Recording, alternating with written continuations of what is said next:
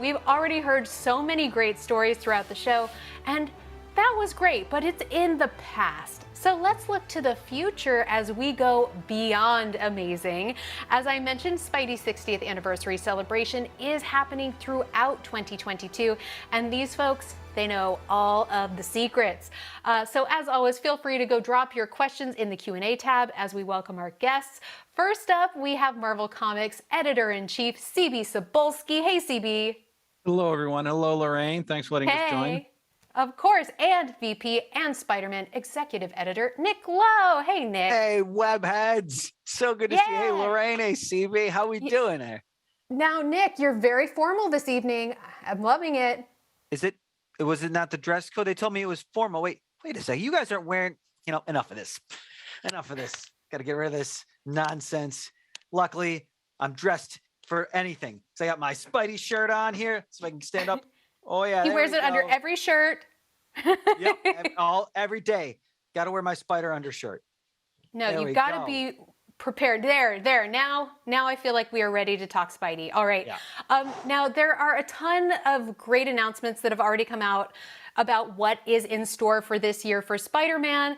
But let's talk about some of these. So first up, Amazing Spider-Man #1 coming this April. What can you tell us about it?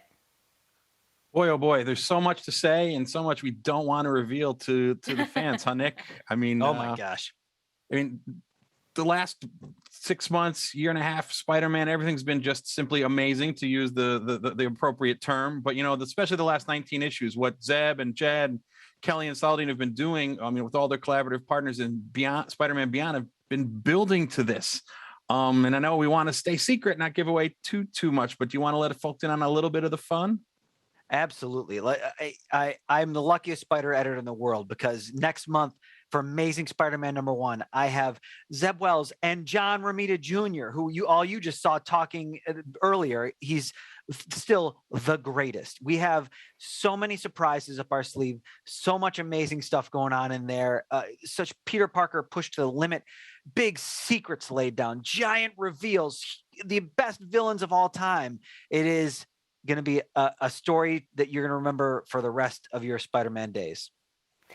Well, speaking of stories we're going to remember for our Spider-Man days, there's another big milestone coming up, Amazing Spider-Man #900. What's going on with 900? Nick, 900? Didn't we just 900? Do 700, 800?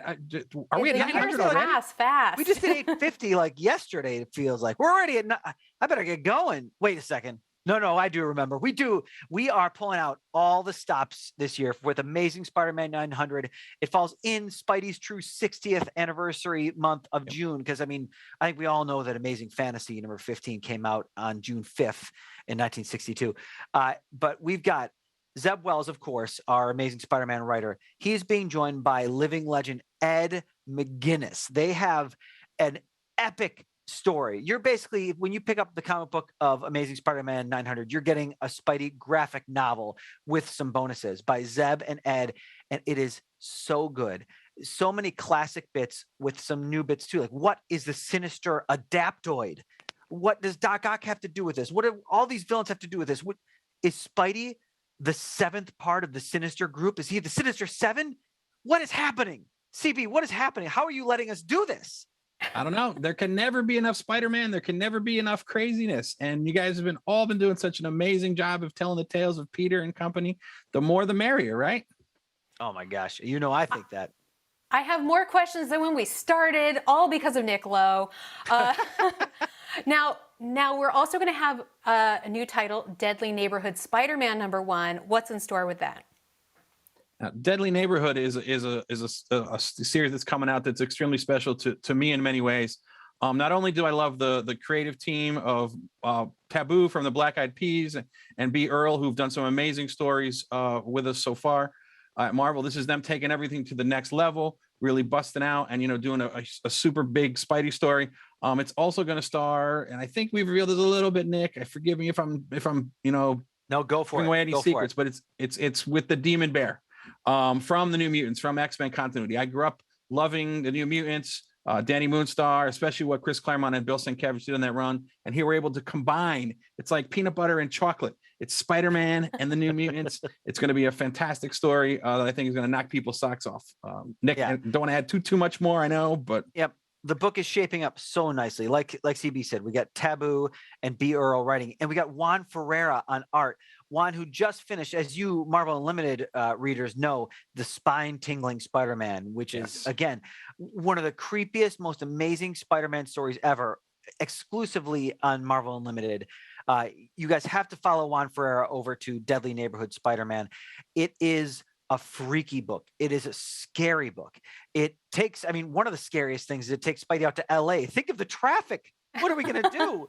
How is he going to swing on those short buildings? Exactly. Right. But we've got some ideas for how to do that. We've got Raza on the covers as well. This book is going to be maybe the coolest Spider-Man book of all time. I'm so excited for people to get to experience that in this 60th year of Spider-Man. Heck yeah. And Nick, also, I know you brought up spine-tingling Spider-Man, but the behind-the-scenes Easter egg there is that theme song. By Nick Lowe on the vocals there. Oh my gosh. When Saladin turned in that first script and it had the song, I knew I had to do something with it.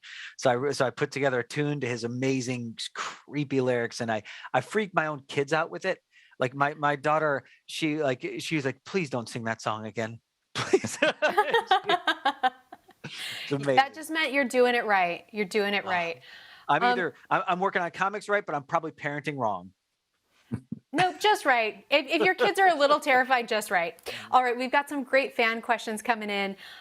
This one from Jillian B. What is a little known piece of Spider-Man trivia that you particularly love? I love the reaction from both of you. What's yours, Nick? So as an editor, I know that we make so many mistakes in our comics. And one of my favorite sets of mistakes, I've made plenty in my time, as probably all the fans out there know and are screaming at their screen right now. But some of my favorite are the ones that Stan and Steve and company made in early days, when they called Peter Parker Peter Palmer a few times. And they even in the lettering, it even says the name of one of the Distinguished Competitions characters in a balloon in Amazing Spider-Man in the first issues. Amazing. I love it. What about yours, CB? For me, it's all about kind of, I've wanted to be working comic books since I was a kid. Grew up reading all of the stories. And for me, it's learning a little the behind the scenes stuff, that we as editors have heard about the editors and the creators that went before, and kind of the creators that we've worked with and all the little things that go into the books, behind the scenes, the how characters were birthed. Dan gave the example earlier about Spider-Punk, and it's nothing ever goes as planned. I think that's the biggest secret of a lot of what goes into comics, not just Spider-Man comics. And it is a collaboration. It's such a great way for us to make comics and for the creators to have sounding boards for us to bump off of. And no specific example comes to mind, but it's just there's so much fun stuff that goes on behind the scenes. But I think that's the magic of comics that people don't realize. It's not coming from one brain. It's not writers versus artists. It's a group effort. I think that's what really makes everything so special as we build the tapestry that is the Marvel Universe. Yeah, one I'll throw out kind of along those lines, CB, which you just reminded me of, is that Prowler, the original Hobie Brown, who was a Prowler. John Romita Sr. was drawing Spider-Man at the time, and his son, John Romita Jr., another Spider legend, did the first design sketch for Prowler that his dad then refined and turned into the Prowler that we know and love. Yep. And the other little known fact that I think people tend to forget too is that when the black costume was originally created, that eventually became the costume that was in Secret Wars 8 and then went on to become Venom, the original logo was actually red. So it was a black costume with the red logo. So there's some good trivia. Nick, it really reminded me, when you talk about how it takes so many people to make comics and it's, such a group, there's so many theater people in comics. And I think it really speaks to what a collaborative art form it is. We also have a question here from Jacob R. How has Spider-Man inspired you all in your everyday lives? And what is your favorite quality of the character? I think it all boils down to just with great power, there must also come great responsibility. And that the lesson there is also that you don't need to have superpowers to do that. The lesson was always that underneath that mask, even though they're superhuman, there is the human. And it's been said to death so many times, but everyone, through acts of kindness, through little things that they can do in their town or their community, is able to be a hero every day. And it's a lesson that I always took to heart from Spider-Man, and you try to extend on to not just the fans but members of my family, and just do little acts of kindness every time I'm at a convention or at a comic book store. Do something for people, because they're never going to forget. That's a great one. Yeah, and for me, it's another one that has been mentioned here earlier. Nobody's perfect. Everyone makes mistakes. Peter Parker made mistakes. His mistake was the biggest thing that changed his life, for the worst for him and for the best for the world, as he became Spider-Man and remember that lesson that Uncle Ben taught him. But that's one of the things that I try to remember and remind my creators, because we have the best creators in the world, but even they need reminders sometimes that the characters have to make mistakes, because they have to remind us that we do it. And it's not the mistake that's important. It's what you do after the mistake that is the most important thing. How do you fix it? How do you take that next step? Yep, well said. Absolutely. Words to live by all around. Next up, we have a question from Jared in Virginia for Nick. I've noticed recent runs of Amazing Spider-Man have been relatively lighthearted overall. Obviously had Kindred and a different Sin Eater, but we also had a lot of Boomerang and now the Beyond arc fun. Are there any plans to bring a heavier or darker tone to Spider-Man, either in the current creative team or with a new writer? Well, I appreciate the question. I was shocked to hear it a little bit, because I feel like we've gone super dark sometimes in the past couple of years. But I mean, for me, it's always the balance. Like, that's the thing that I love the most about Spider-Man, is that you've got really fun stories. They were talking about it before with J.M. DeMatteis, with the fact that he writes these hilarious stories with Frogman and yet then goes to Kraven's Last Hunt. And I know that is our goal. I mean, if you've been reading Beyond, there are some real goofy, really fun ones. But then I think we've got a bunch of moments where you get hit in the gut with an emotional beat that you don't see coming. And that's going to continue. With this new volume, it's definitely funny, but it pushes Peter to some limits that I don't know if he's ever been pushed to. But that my goal is always to find that balance of fun and harrowing, because again, it's all the DNA in Amazing Fantasy 15, the book that kicked off, that 60 years ago put us into these seats. You get both of these. You get the mistakes made, you get the tragedy, and you get the transformation of that tragedy and what he does with it. Spider-Man is all of this. That's part of the reason why he is the greatest fictional character ever created, bar none. And Nick, what you just said about JM can really also apply to Zeb, because at times Zeb is viewed as the funny, goofy writer for things that he's done, in New Warriors and other books. But you forget he did that Doc Ock series, and Zeb has a real dark streak in him when he wants to tell those stories. And if I can plug a little, I just finished Amazing Spider-Man 93 yesterday, the final part, the finished book of the Beyond storyline. And if people want a dark story and they want to see like how far Zeb and you and the whole creative team are going to take things in Amazing Spider-Man going forward, do not miss that issue. Yep. It's got a spicy shocker. little tease. Mm-hmm. All right, this question from Alex in Colorado for CB. Is Spidey ever going to be an Avenger again? I don't know. Nick here and Tom Brevoort, the Avengers editor, are mortal enemies. We can't even get them in the same room, on the same Zoom, let alone agree on anything. But if I can act as a referee between it, I will do my best to see if we can get Spidey on the Avengers again. It's going to be a hard-fought battle. We'll have to talk to Jason Aaron as well, but who knows? Never going to happen. Last time it was happened, Tom hadn't revealed his identity to everyone on the whole team. Get out of here, Brevoort.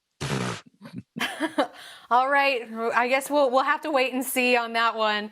From Mike in Wisconsin, are we going to see more diversity in Spider-Man? I love Miles Morales and Gwen lines, and I would love to continue to see more diversity, including LGBTQIA plus characters. Any ideas? Any plans? Sure. I mean, one of the things I love most about the Spider-Verse, which is the correct pronunciation. I heard a bunch of writers talking about it and not pronouncing Spider-Verse correctly. But one of the coolest things about Spider-Man and these multiversal stories is it has given us so many opportunities. Like you said, you mentioned Miles, you mentioned Gwen, with Pavatir Prabhakar, with who's Spider-Man India, Spider-Punk, Hobie Brown, Silk. We have all these characters with all these different backgrounds. Spider-Zero was recently created. We got all these different characters from all these different walks of life. I'm so proud of that. And it still leaves us with plenty of room for growth. And so we're always looking to find new Spider characters who can represent all kinds of walks of life, and be that world outside your window. Yep, Yeah. that's well said, Nick. The Marvel Universe is the world outside your window. And, from the start with what Stan was doing and everything that we've built on since, we're just going to continue to grow and make sure that no matter where you're from or what your background is, that you'll see yourself reflected in multiple characters across not just the Spider-Man universe, but across all the Marvel universe in every book that we publish.